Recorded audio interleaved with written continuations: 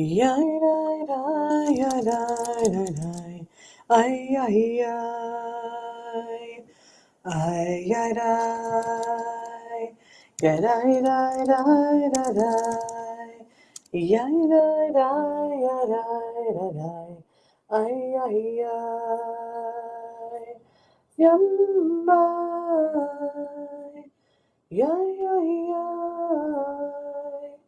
Yai dai dai dai dai dai dai.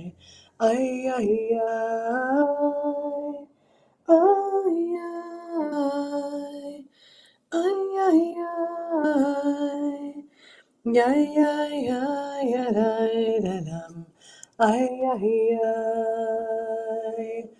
Oh. Oh.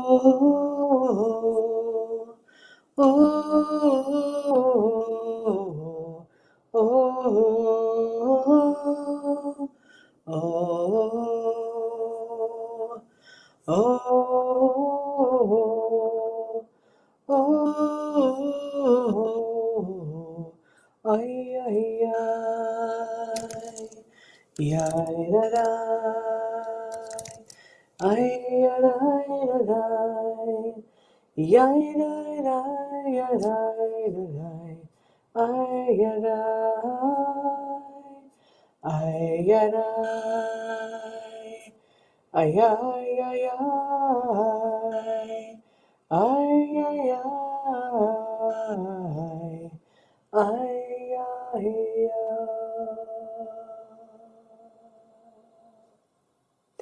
Boker Tov, good morning. It is, for many of us, every election is an opportunity to shake your head, it seems, and feels.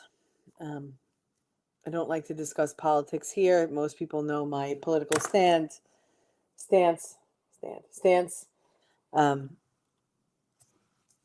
I am fearful for New York City. I am oftentimes shaking my head at some colleagues and friends that endorse certain people. But we know how life is, and we know how these things go, and we sometimes feel like we don't have a choice, and our choice was to vote, and our vote counts, and our voice matters, and we don't win every battle. But that doesn't mean that we throw in the towel and we cease to exist. We're not buying. Somebody said, like, oh, I don't know why you care. You don't live in New York City. But it affects the greater people, our people, the choices that are made for the city. Just because we live outside in the suburbs doesn't mean that we don't care about what's going on in our city. And so I remain hopeful, because I don't know, that's the only thing we can do when something doesn't go our way.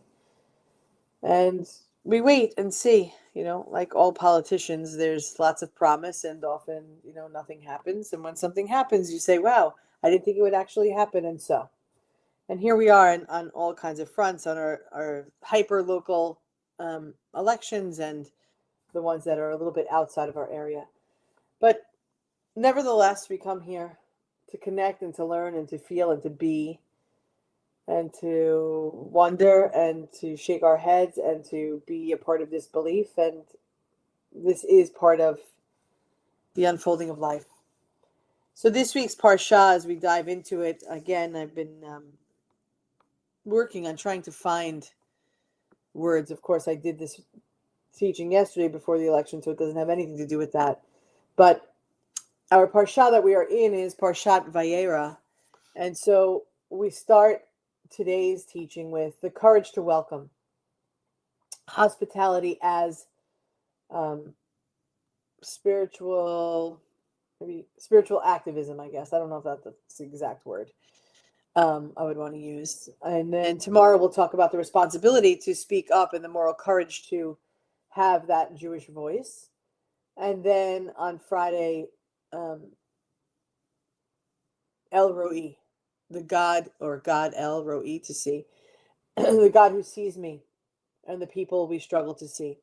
And so, Vayera, this week's Parsha, let's dive in together for Wisdom Wednesday, that maybe we can I don't know, glean some wisdom from sacred tradition of words, of print on parchment. So the courage to welcome hospitality as a spiritual practice.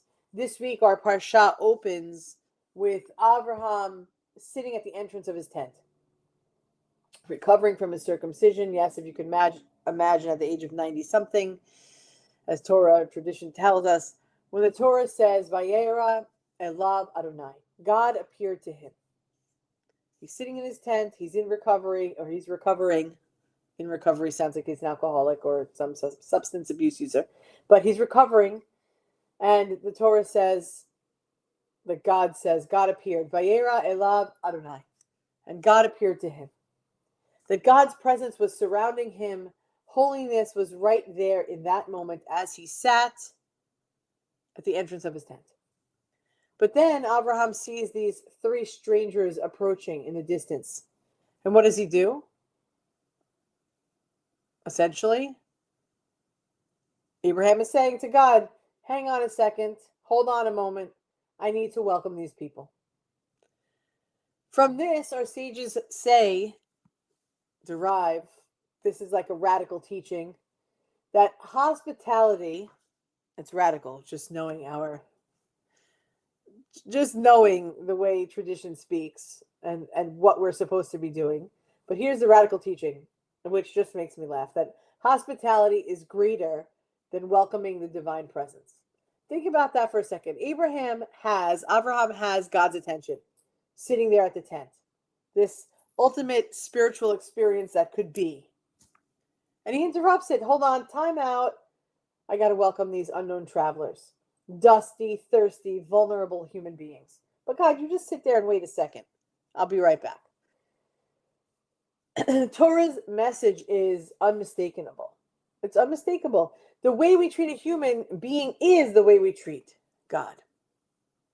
In a world that often wants to escape into this private spirituality, into this personal wellness, into my sacred moment, Judaism insists that spiritual life must open us outward. No matter how holy the encounter. If someone needs you, that's where God is. No matter how holy the encounter, if someone needs you, that's where God is. Abraham doesn't wait for strangers to approach. The Torah uses these verbs. He lifts his eyes. He sees them. He runs. He bows. He offers water. He offers rest. He offers bread. He offers shade. And he does it all with joy and urgency. There's a midrash, there's a story that says he prepared more food than necessary because to Abraham, the generosity shouldn't be measured. It overflows. It's striking, it's eye-opening, it's a wow moment that this is all happening while he's in pain. He's recovering from circumcision. They say, for babies it doesn't hurt, but if an older child or an adult is circumcised later in life, that it is a major operation. So imagine it out there in the wilderness. So he's recovering. It would have been reasonable to say, not today, I'm not up for it, or I can't, or I'm recovering, I can't even get up. But Abraham's pain does not close his heart. Rather, it expands his compassion.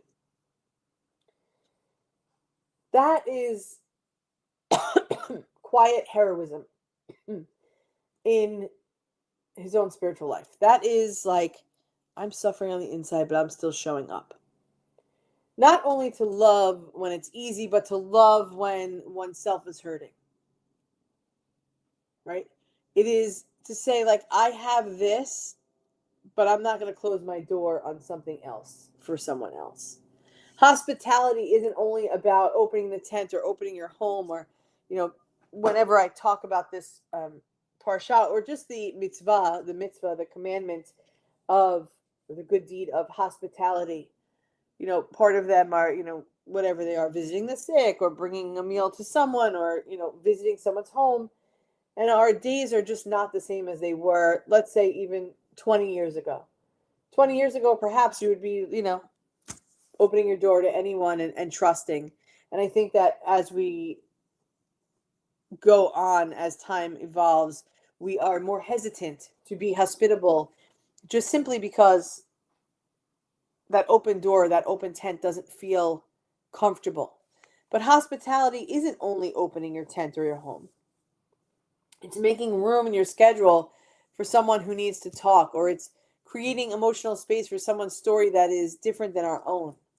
Or it's maybe, I don't know, including a person who feels alone in the crowd, or reaching out to a newcomer or an outsider, or maybe even the misunderstood, or offering dignity to those who are ignored, perhaps. There's a reading, of course, if I would have been overly prepared.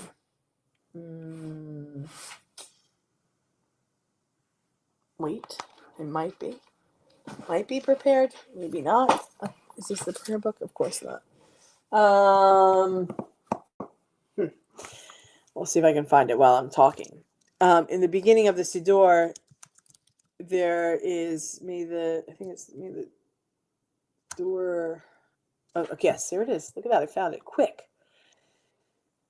It says, may the doors of this sanctuary be wide enough to receive all who hunger for love, all who are lonely for friendship.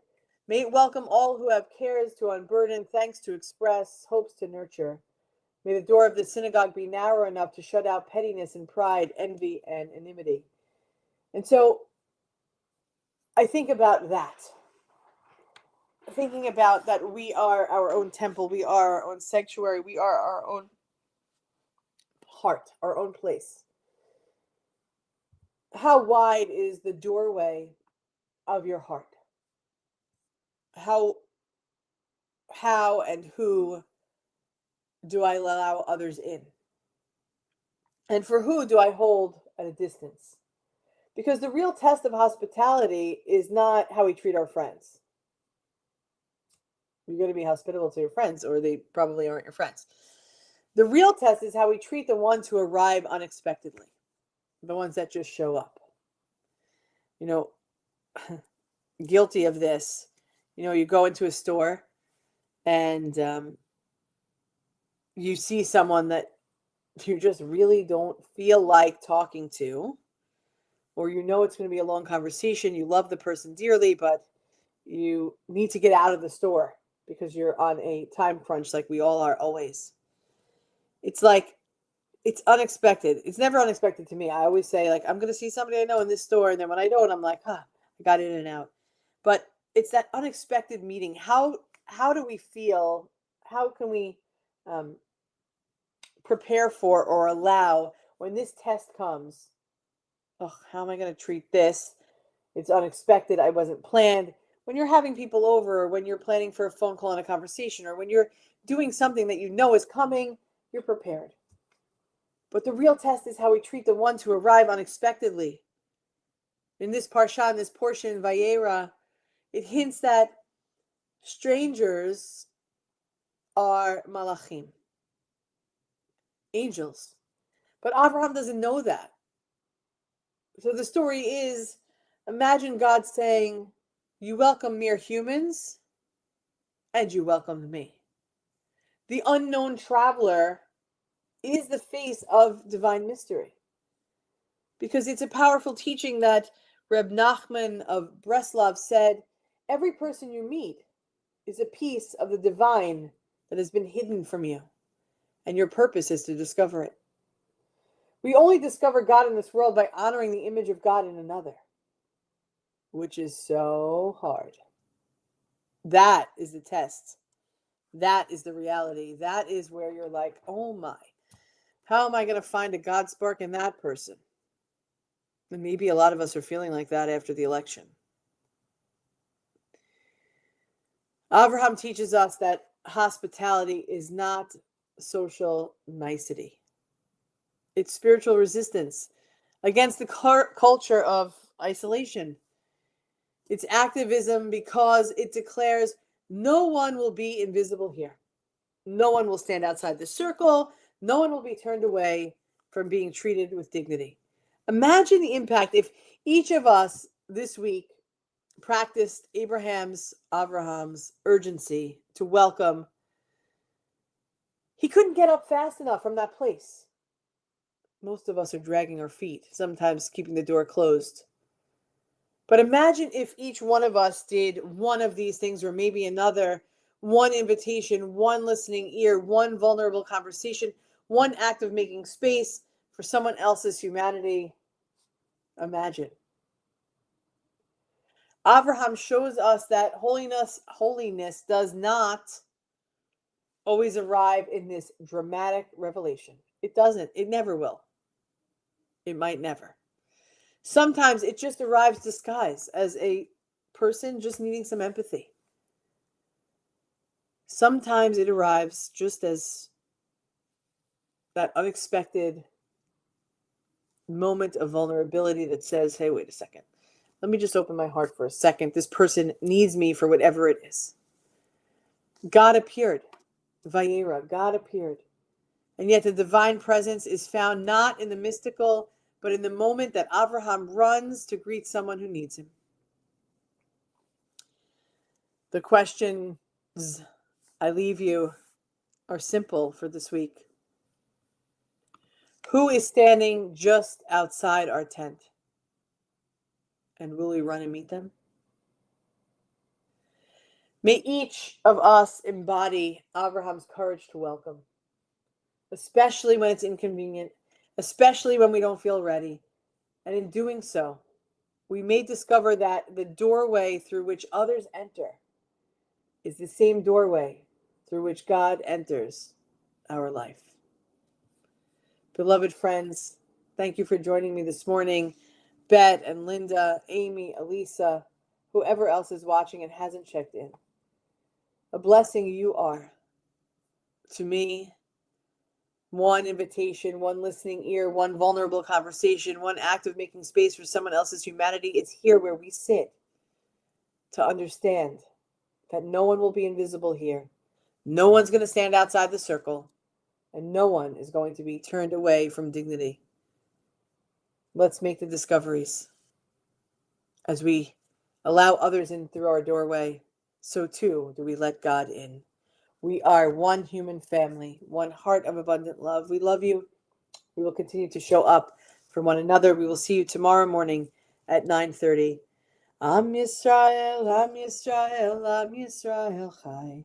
Am Yisrael, Am Yisrael, Am Yisrael Chai. Am Yisrael, Am Yisrael, Am Yisrael Chai. Am Yisrael, Am Yisrael, Am Yisrael Chai. Od Avinu Chai. Have a great day, everyone.